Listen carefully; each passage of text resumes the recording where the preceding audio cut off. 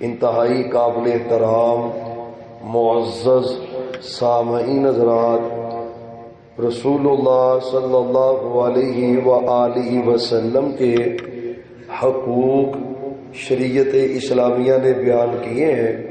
ہر مسلمان کے ذمے یہ فرض ہے کہ جو پیغمبر صلی اللہ علیہ وسلم کے حق ہیں، ہر مسلمان کو چاہیے کہ اول ترین ترجیح دیتے ہوئے وہ ان حقوق کی ادائیگی کرے، لیکن معاشرے کے اندر دیگر حقوق کی پامالی کی طرح پیارے پیغمبر صلی اللہ علیہ وآلہ وسلم کے جو حقوق امت کے ذمہ ہے، بڑی کوتاہی پائی جاتی ہے ان حقوق کی ادائیگی کے حوالے سے۔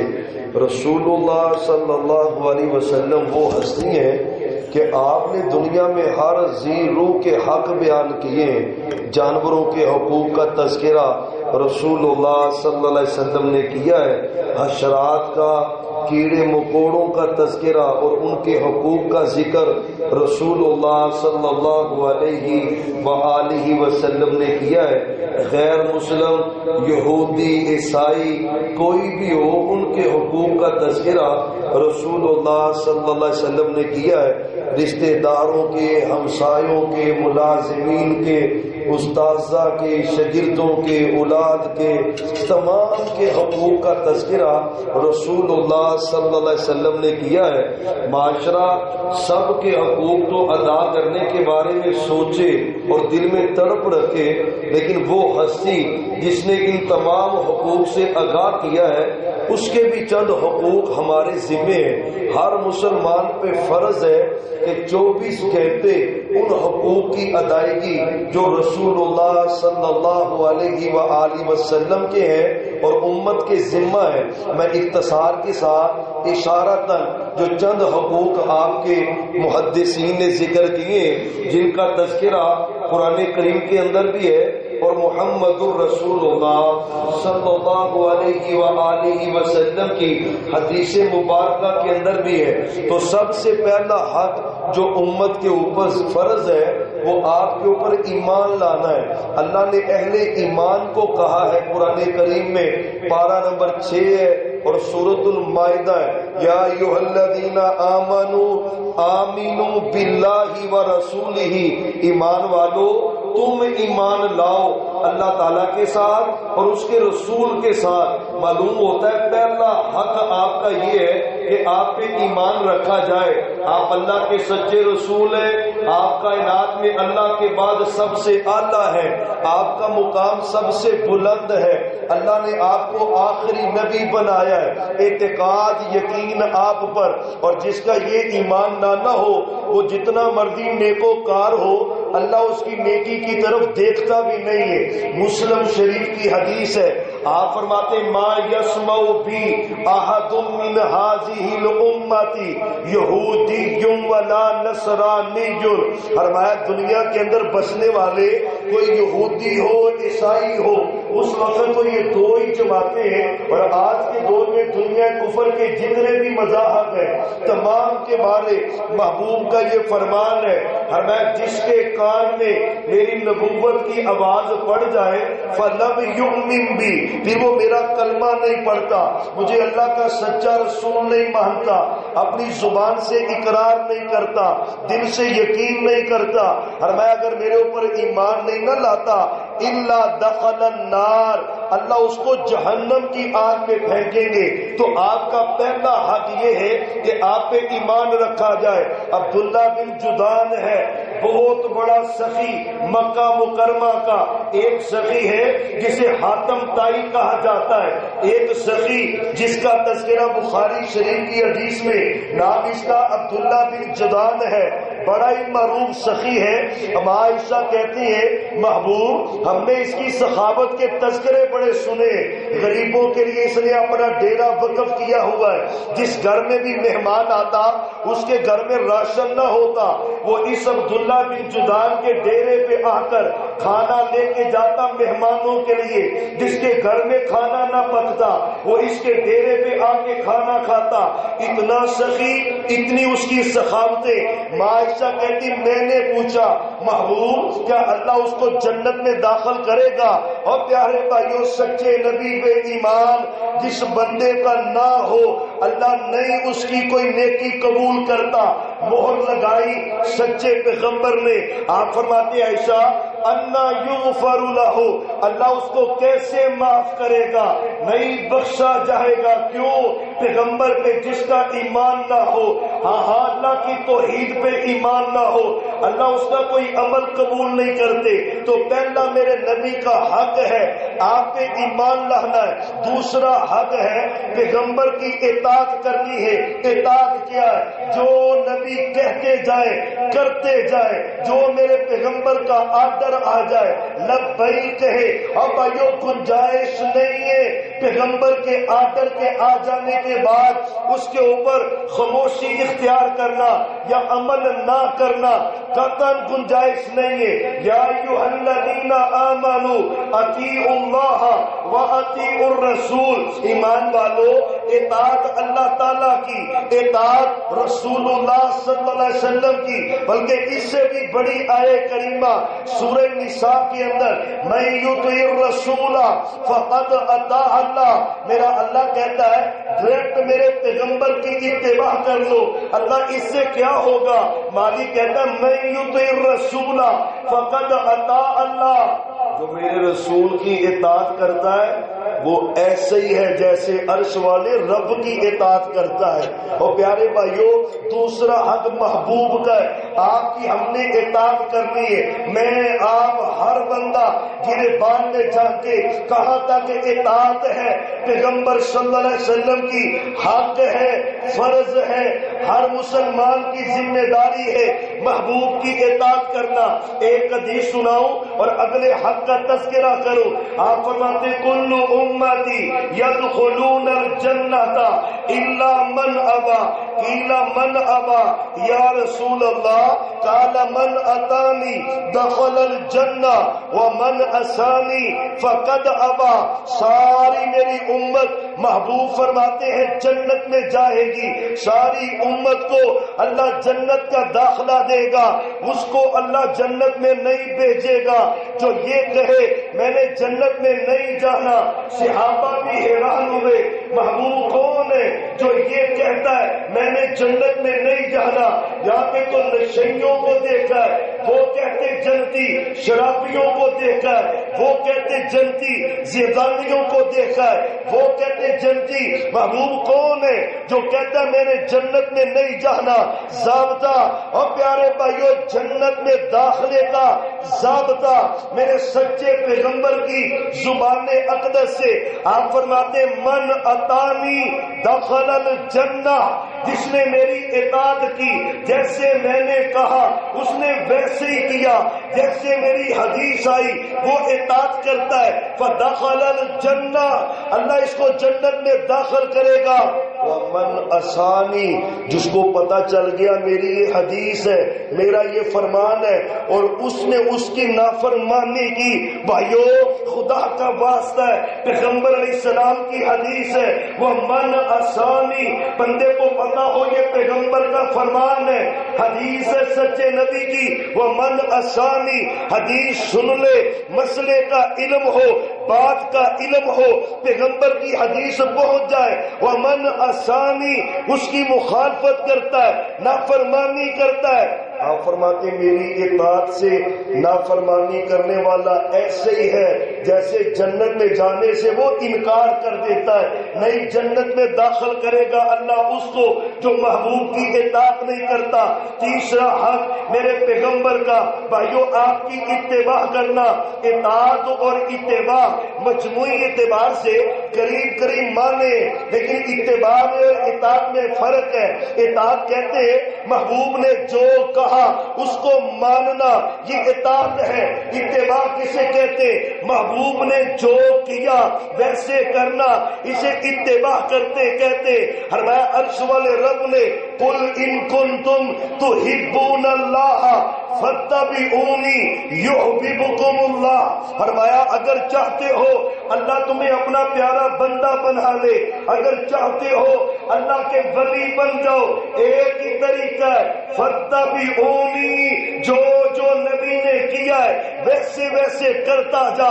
نماز نبی جیسی، روزہ نبی جیسا، شادیاں نبی جیسی، غمی نبی جیسی، تجارت نبی جیسی، سیاست نبی جیسی، جہاد نبی جیسا، طور تمہار طریقے پیغمبر کے طریقے جیسے، اسے اتباع کہتے۔ یہ پیغمبر کا حق ہے، صحابہ اتباع کرتے تھے۔ ایک مثال عرض کروں اور بات آگے چلاؤں، ابو داؤد شریف کی حدیث ہے، میرے نبی سفر کے اندر صحابہ آپ کے ساتھ ہیں، دوران سفر نماز کا ٹائم ہوا، آپ نے نماز شروع کی جوتا پہن کر، صحابہ نے بھی جوتا پہنا، نماز پڑھی، جوتا صاف ہو، گندگی نہ ہو، نماز پڑھنی جائز ہے، درست ہے، پیغمبر کی سنت ہے، آپ کا طریقہ ہے، خاص کر کے جنازگاہ ہو، سفر ہو، مٹی ہو، کوئی ایسی حالت ہو، جوتا آپ کا صاف ہونا شرط ہے۔ پیغمبر علیہ السلام نے نماز پڑھی، جوتا پہنا ہوا، صحابہ نے نماز پڑھی، جوتا پہنا ہوا، ابھی 2 رکعت پڑھی، محبوب نے اپنا جوتا اتار دیا۔ اور بھائیو اتباع کسے کہتے ہیں؟ آج عزم کر لے اتباع رسول کا، جو میرے نبی نے کیا ہے ہم نے وہ کرنا ہے، جیسے میرے نبی نے طرز زندگی اپنایا ہے ہم نے ویسے اپنانا ہے۔ 2 رکعت گزری، آپ نے جوتا اتارا، تمام صحابہ نے بھی جوتا اتار دیا۔ بات نہیں سمجھے، محبوب نے جوتا اتارا، ساتھ ہی تمام صحابہ نے جوتا اتارا، نماز مکمل ہوئی۔ آپ فرماتے صحابہ میں نے تو جوتا اتارا، تم نے جوتا کیوں اتارا ہے؟ محبوب وجہ کیا بنی؟ حضرت جبریل آئے تھے میرے پاس، انہوں نے آ کے کہا آپ کا جوتا صاف نہیں ہے، اس کو اتار دے۔ میں نے فوری طور پہ جوتا اتارا ہے، میں نے تو اس لیے اتارا۔ جبریل نے کہا تم نے کیوں اتارا؟ اب آئیو اتباع اسے کہتے۔ صحابہ کہتے محبوب ہمیں کیا پتا ہے کہ آپ کو جبریل نے آ کے کہا ہے، ہم نے تو اس لیے اتار دیا کہ آپ نے اتار دیا ہے، ہم تو وہ کرتے ہیں جو آپ کرتے ہیں۔ صحابی ہے، کدو گوشت پکا ہوا، گوشت پیچھے کدو کے ساتھ کھانا کھائے۔ عبداللہ ابن عمر سبب کیا ہے؟ کہتے میرے نبی نے ایسے کیا ہے اور صحابہ ویسے کرتے جیسے نبی نے کیا، ہم نہیں کرتے۔ ہماری خوشیاں دیکھ کر کوئی نہیں کہہ سکتا یہ پیغمبر کی خوشی جیسی خوشی ہے، ہماری تجارت دیکھ کر کوئی نہیں کہہ سکتا یہ پیغمبر کی تجارت جیسی تجارت ہے، ہمارے سیاست دانوں کی سیاست دیکھ کر کوئی نہیں کہہ سکتا یہ پیغمبر کی سیاست کی طرح سیاست ہے۔ اب آئیو نبی کی اتباع فرض ہے، جیسے نبی نے کیا ویسے کرنا ہے۔ آپ کا اگلا حق ہے آپ سے محبت کی جائے، قل ان کنتم تحبون اللہ، محبت کی جائے۔ کتنی محبت سچے نبی سے؟ لا یؤمن احدکم حتی اکون احب الیہ من والدہ وولدہ والناس اجمعین۔ آپ سے محبت فرض ہے، کرنی کتنی ہے؟ رب کہتا ہے میرے بعد کائنات میں سب سے زیادہ اگر تم نے کسی سے محبت کرنی ہے تو محمد الرسول اللہ صلی اللہ علیہ وسلم سے کرنی ہے۔ سب محبتوں سے اونچی محبت میرے نبی کی محبت ہے، آپ کا حق ہے۔ اور جو آپ سے محبت نہیں کرتا مومن نہیں ہوتا۔ مومن کب ہوگا؟ سب سے بڑھ کر، والدین سے بڑھ کر، رشتہ داروں سے بڑھ کر، اولاد سے بڑھ کر، جائیداد سے بڑھ کر۔ قرآن نے کہا قل ان کان آباؤکم وابناؤکم واخوانکم أموالكم وأزواجكم وعشيرتكم وأموال اقترفتموها وتجارة تخشون كسادها ومساكن ترضونها أحب إليكم من الله ورسوله وجهاد في سبيله. رب نے تذکرہ کیا رشتوں کا، رب نے تذکرہ کیا جائیداد کا، دولت کا، مال کا، درم و دینار کا. رب کہتا ہے سب کی محبتیں نیچے، سب سے بلند محبت محمد الرسول اللہ صلی اللہ علیہ وسلم کی کیوں نہ کرے. آپ کا حق ہے آپ سے محبت کی جائے، آپ کا حق ہے آپ سے پیار کیا جائے، آپ کا حق ہے آپ سے عقیدت کی جائے. ایک اور میرے نبی کا حق ہے میرے نبی پہ درود پڑھا جائے، اور امت کے ذمے فرض ہے، حق ہے درود پڑھنا پاک پیغمبر پر. یہی تو سبب ہے آپ فرماتے ہیں جو درود پڑھنا بھول گیا وہ یہ سمجھے وہ جنت کا رستہ ہی بھول گیا ہے. اللہ اکبر. پاک پیغمبر پہ درود پڑھو، ضرور پڑھو، پر مسنون پڑھو، زندگی کا حصہ بنا لے درود شریف. تیری طبیعت بے چین ہونی چاہیے. جس دن پاک پیغمبر پہ تو نے درود نہ پڑھا ہو حق بھی بنتا ہے تیرے میرے لیے. میرے نبی سجدوں میں روئے، تیرا میرا حق نہیں بنتا ان پہ درود پڑھے. آپ قیام میں کھڑے ہو امت کے غم میں روئے، آپ دنیا کا لمحہ بہ لمحہ امت کے غم میں روئے. حشر کا میدان ہو کوئی کام نہیں آتا، پیغمبر سر سجدے میں پھینکیں گے، رکھیں گے کس لیے؟ امت کے لیے. امت کا حق ہے درود پڑھا کر پاک پیغمبر پر ہزاروں کی تعداد میں نذرانہ عقیدت پیش کیا کر پاک پیغمبر پر فرض ہے، حق ہے، لازم ہے، ذمہ داری ہے پاک پیغمبر پر درود پڑھنا صلی اللہ علیہ وسلم. اللہم صلی علی محمد وعلی آل محمد. اللہم صلی وسلم علی نبینا محمد. اللہم صلی علی محمد وعلی آل محمد وبارک وسلم وصلی علیہ. پڑھا کر روزانہ پڑھا کر. کیوں؟ پیغمبر کا حق ہے. سب سے بڑا فائدہ درود شریف کا.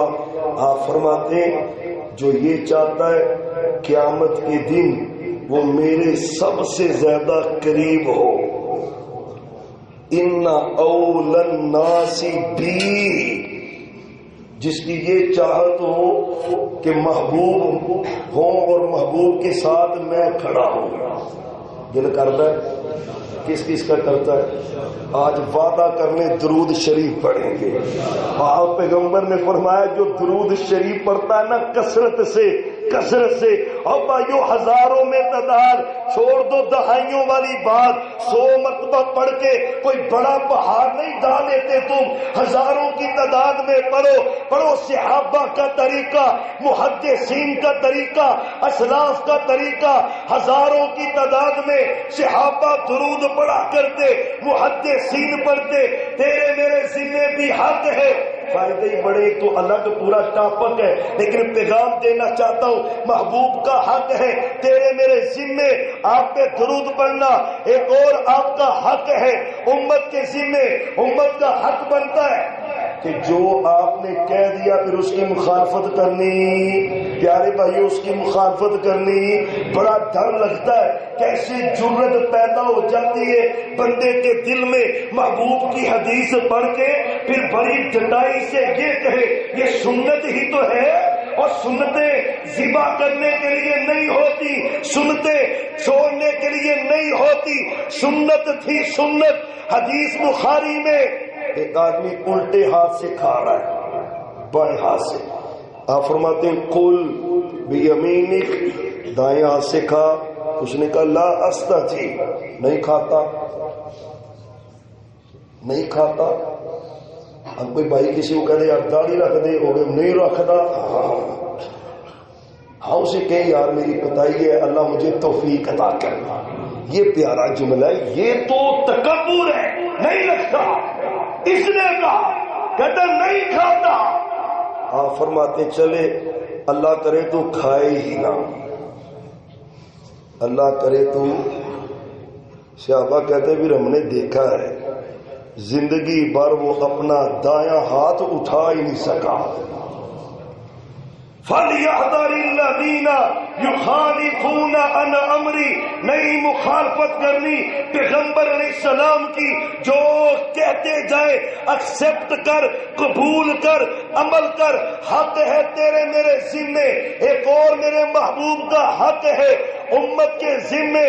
امت کی ذمہ داری ہے کہ وہ عقیدہ رکھے کہ جو ہمارے نبی نے ہمیں دین دیا وہ مکمل ہے. وہ بولیے، سب بولیے، یقین جانیے اس میں کوئی کمی کوتاہی کی گنجائش، کوئی بدعت نکالنے کی گنجائش، دین میں کمی کرنے کی قطعاً کوئی گنجائش. یہ دین کا مکمل سمجھنا امت پہ حق ہے. یہی تو وجہ ہے امام شافعی فرماتے ہیں رحمت اللہ علیہ، جو دین میں بدعت نکالتا ہے، نیا کام نکالتا ہے، گویا کہ وہ بندہ رسول اللہ صلی اللہ علیہ وسلم پہ بہتان باندھتا ہے کہ نعوذ باللہ یہ نیکی نبی نے تو نہیں بتائی تھی، میں نے لوگوں کو بتائی ہے. نعوذ باللہ ثم نعوذ باللہ. دین کمپلیٹ ہے، مجبور ہے، اللہ کی قسم بڑی مجبور ہے. وہ مجبوری کیا ہے؟ پیغمبر کا دین مکمل ہے، اس مکمل دین کا تقاضا ہے نہ کمی کرنی ہے نہ زیادتی کرنی ہے. درود حق ہے پر اذان سے پہلے اس کو مستقل حصہ بنانا دین میں نیا کام ہے. دین گنجائش نہیں دیتا. کلمے کا ورد حق ہے، سلام پھیر کر اس کا ورد کرنا دین گنجائش نہیں دیتا. پیغمبر کی خوشی حق ہے لیکن خوشی کے نام پر جلوس نکالنا دین اجازت نہیں دیتا. میت کا احسان ثواب حق ہے لیکن احسان ثواب کے نام پر کل سادہ 40واں 10واں برسی کرنا دین اجازت نہیں دیتا. مجبور ہے. الیوم اکملت لکم دینکم. صحابہ دین کمپلیٹ ہے، ذرہ برابر نہ کمی ہو سکتی ہے اور نہ اس میں زیادتی ہو سکتی ہے. مجبوری ہے. پیارے بھائیو مضبوط عقیدہ کر لو، انشاءاللہ وہی کریں گے جو شریعت نے کہا ہے. نہ اضافہ کریں گے نہ کمی کریں گے. یقین جاننے مضبوط عقیدہ. یہ جو بات ہے نا حرج ہی کیا ہے، ادھر حرج ہی کی ہے. پچھلے دنوں 2-3 دن پہلے ایک جگہ پہ بیٹھے تعزیت کے لیے، وہاں پہ وہ جس طرح چڑ سے ہوتا ہے نہیں ہاتھ چوک کے دعا کرو جی. میں نے کبھی پیغمبر صلی اللہ علیہ وسلم نے جیسے کی ہے پیارے بھائی ویسے کرنی چاہیے. حرج ہی کیا ہے؟ میں نے کہا اس سے بڑا حرج کیا ہے کہ جو کام نبی نے نہیں کیا ہم کریں. اس سے بڑا کوئی دنیا میں حرج ہے؟ سب سے بڑا حرج یہ ہے جو کام میرے نبی نے نہیں کیا امت کرے. حرج ہے. ہم مجبور ہیں، اللہ کی قسم مجبور ہیں. جس جگہ پہ جیسے پاک پیغمبر نے کیا انشاءاللہ ہم ویسے ہی کریں گے، نہ کمی کریں گے نہ. جب یہ عزم ہوا تو خوشخبری کیا ہے؟ بخاری شریف کی حدیث سننا. ایک صحابی آئے، کمر ٹیڑھی ہو چکی ہے. کیا مطلب ہے؟ بڑھاپے میں کلمہ پڑا ہے، کمر ٹیڑھی ہو چکی. محبوب عمر کی زیادتی ہے، بوڑھا ہو چکا، کمر ٹیڑھی ہو چکی، زیادہ عبادات نہیں ہو سکتی مجھ سے. ضروری احکام بیان کر دے، ان پہ عمل میں کر دوں اور جنت مجھے اللہ عطا کر دے. اور میں گواہی دے کہ اللہ ایک ہے، میں اللہ کا رسول ہوں. دن میں 5 نمازیں تجھ پہ فرض ہے. زکوٰۃ اگر نصاب کو پہنچے تو ادا کرنا، پیسے ہو تو حج کرنا، استطاعت ہو تو حج کرنا، رمضان کے روزے رکھنا. اس نے کہا محبوب ٹھیک ہے. چل پڑا بخاری شریف، کہتا واللہ لا ازید علی ھذا ولا انقص. یقین جاننا یہی مجبوری ہے جو صحابی کی زبان سے نکلا جملہ ہے سچے پیغمبر کی موجودگی میں علیہ السلام. صحابی کہتے محبوب جو آپ کی زبان اقدس سے نکلا، میں نے مانا، نہ کم کروں گا نہ زیادہ کروں گا، جو آپ نے کہا وہی کروں گا۔ آپ فرماتے ہیں صحابہ من سر ان ينظر الى رجل من اہل الجنہ فلینظر الى هذا۔ سبحان اللہ۔ صحابہ جس نے دنیا میں چلتا پھرتا جنتی دیکھنا ہے اس بندے کو دیکھ لو۔ انشاءاللہ ہم نے بھی کمی کرنی، کوئی زیادتی۔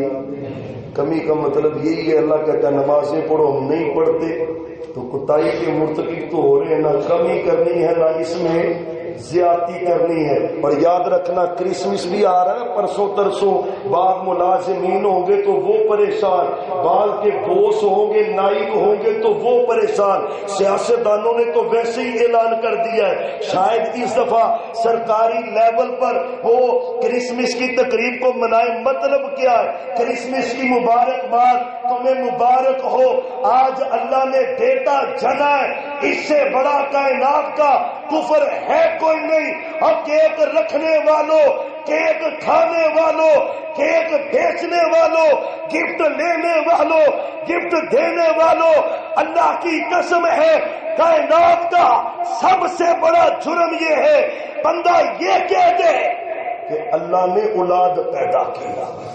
کرسمس کا معنی یہ ہیپی کرسمس، یا عیسائیوں کو بعد ہمارے ایمان کا بیڑا غرق کریں گے، یہ بینر لگیں گے دیکھنا،